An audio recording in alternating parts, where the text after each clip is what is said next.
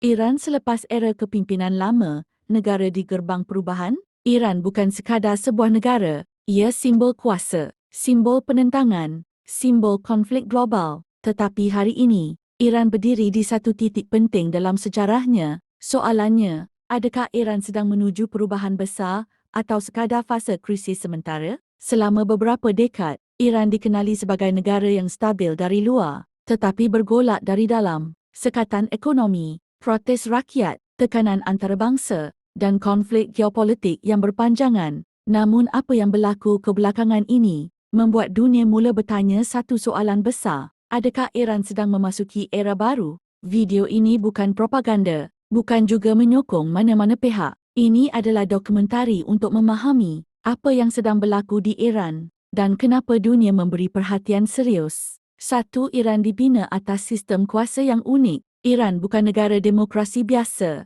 Ia juga bukan diktator sepenuhnya. Kuasa agama dan kuasa politik bergerak selari. Struktur ini memberi kestabilan, tetapi juga menghadkan perubahan pantas. Apabila tekanan meningkat, sistem ini mula diuji. 2. Tekanan ekonomi yang tidak pernah reda. Sekatan antarabangsa memberi kesan besar. Nilai mata wang jatuh, kos hidup meningkat, peluang pekerjaan semakin sempit. Bagi rakyat biasa, isu geopolitik bukan teori, ia realiti harian. 3. Protes bukan lagi isu terpencil. Protes di Iran bukan perkara baru, tetapi skala dan kekerapan semakin meningkat. Menariknya, protes datang dari pelbagai lapisan masyarakat, bukan satu kumpulan sahaja. Ini petanda tekanan dalaman, semakin dalam.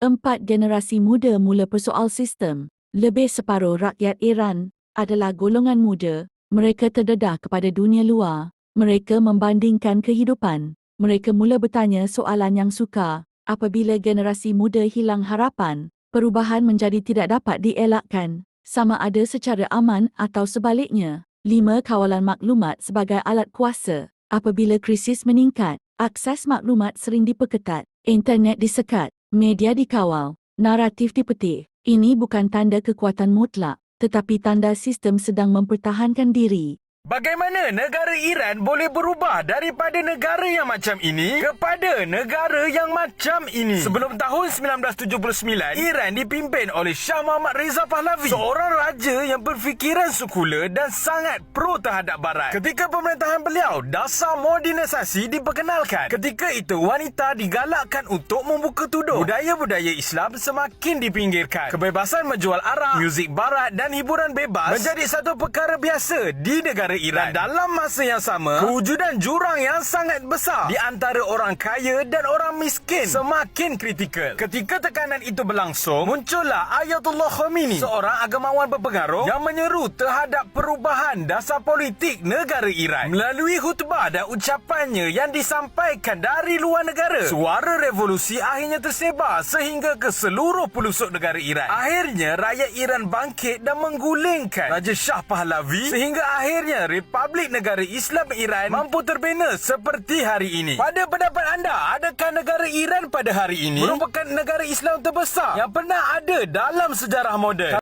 The nation of Iran stands as one of the world's oldest living civilizations, a land defined by its imperial past, cultural brilliance, and geopolitical centrality. Known in antiquity as Persia, its historical record begins over 5,000 years ago with the Elamite kingdoms in the southwest. In the 6th century BCE, Cyrus the Great established the Achaemenid Empire, one of the largest and most efficiently governed empires in history, stretching from the Indus Valley to the Aegean Sea. He pioneered principles of human rights and religious tolerance. Under Darius the Great, the empire reached its height, building vast road systems and a powerful administration. In 330 BCE, Alexander the Great of Macedonia invaded Persia, defeating Darius III, burning Persepolis, and crossing through the land now known as Iran and into the region of Pakistan, connecting Western and Eastern empires through military conquest. After Alexander's death, his generals divided his empire, and Persia came under the control of the Seleucid dynasty. In the 3rd century BCE, the Parthian Empire rose to resist Roman influence and build a long-lasting imperial structure.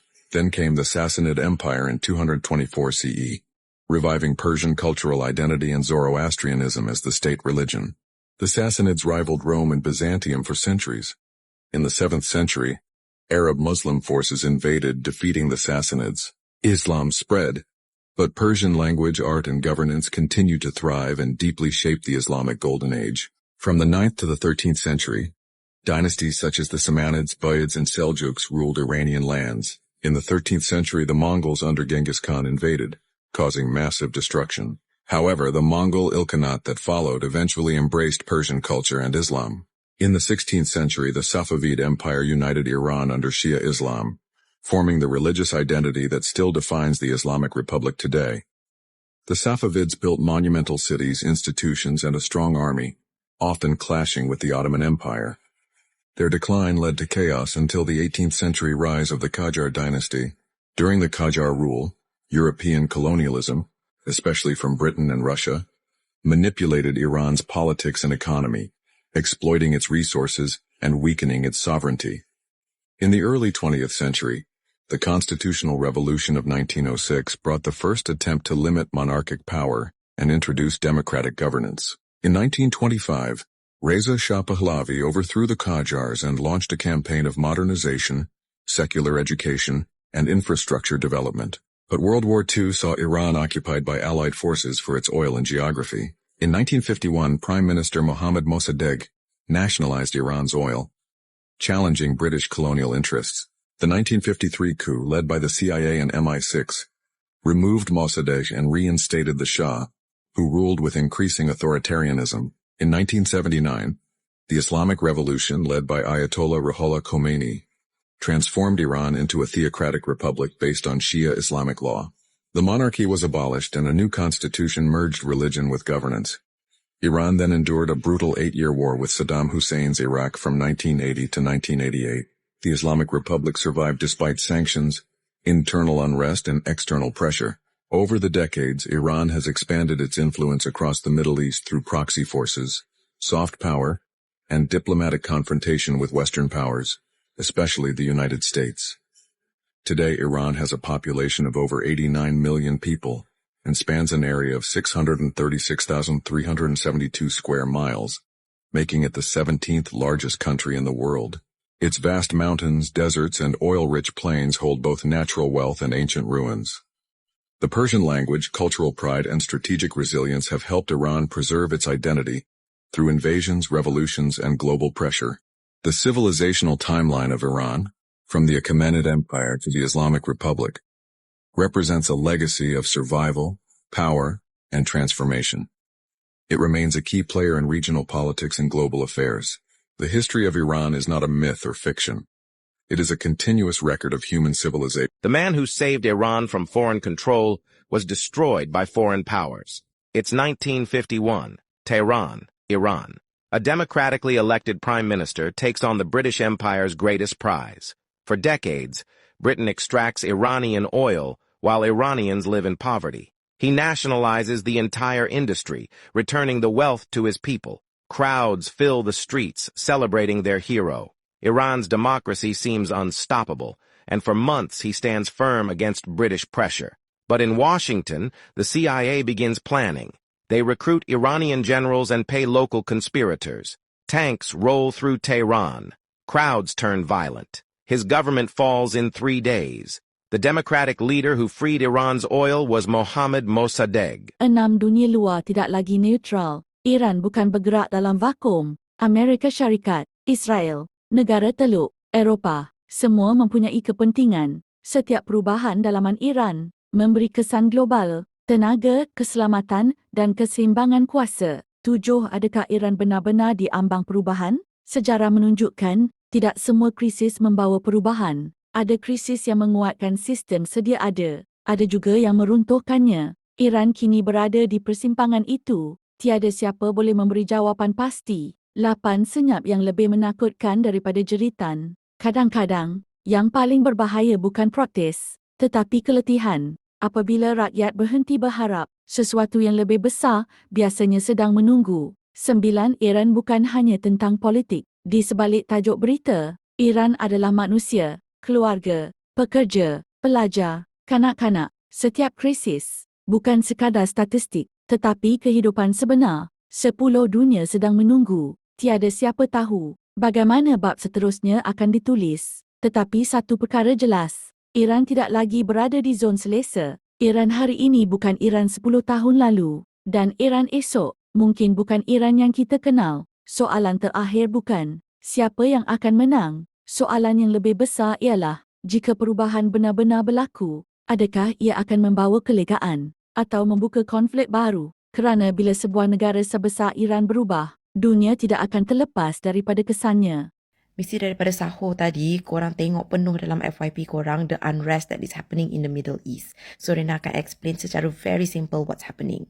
So, Israel dan US telah buat satu preemptive strike against Iran. Preemptive strike tu maksudnya dia budget yang Iran tu akan serang dia. So, apa yang dia officially cakap, sebelum Iran attack diorang attack Iran dulu. Dan selain daripada untuk menjaga and protect diri sendiri, diorang mengatakan diorang nak liberate, nak membebaskan orang Iran. Sebab internally pun ada setengah warga Iran memang nak regime change. Tapi tak ada orang pun daripada pihak berkuasa Iran ataupun any civil organised group dalam Iran yang minta US dengan It's Not Real untuk campur tangan. In fact, ramai rakyat Iran yang betul-betul nak protes untuk their liberation tu, even marah orang yang bawa flag It's Not Real dekat sana. Sebab diorang kata, apa kaitan? Kenapa you membuka pintu untuk orang luar untuk campur tangan dengan hal local domestik kita? Even elementary schools were targeted. Budak-budak telah hilang nyawa disebabkan campur tangan ni. So, the locals are pissed about it obviously. Dan kalau korang baca apa orang US dengan It's Not Real cakap tentang diorang punya strikes ni, it is really unhinged. Diorang memang openly cakap yang diorang nak change the regime sebagai satu entiti luar, dan juga mereka encourage local Iranians untuk tolong diorang topple the current regime dengan kekasaran, bukannya dengan cara demokratik yang sepatutnya ada. Dan dalang-dalang ni memang secara open cakap that diorang nak unalive critical people within the regime. Dan disebabkan itu, obviously Iran menganggap that the threat is legit. Dan mereka pun dah bersumpah untuk fight habis-habisan. And that is why diorang serang the neighbouring countries in the Middle East. Ramai orang macam tertanya-tanya, kenapa diorang serang Qatar, UAE, Kuwait? Sebenarnya apa yang diorang serang tu adalah the US bases yang terdapat di negara-negara tersebut. And in fact, kalau korang dig deeper into the rabbit hole, satu perkara yang the US dengan Israel tak nak mengaku, Iran adalah antara the few negara yang bukan develop diorang punya defense dan missiles menggunakan teknologi barat. Negara-negara macam Qatar, UAE, they may have advanced military systems, but diorang punya sistem tu semua bergantung kepada US punya systems, technologies and also approval. Dan allegedly disebabkan itulah Iran dianggap sebagai the few regimes yang betul-betul boleh go against It's Not Real secara direct because they are not directly dependent on the West.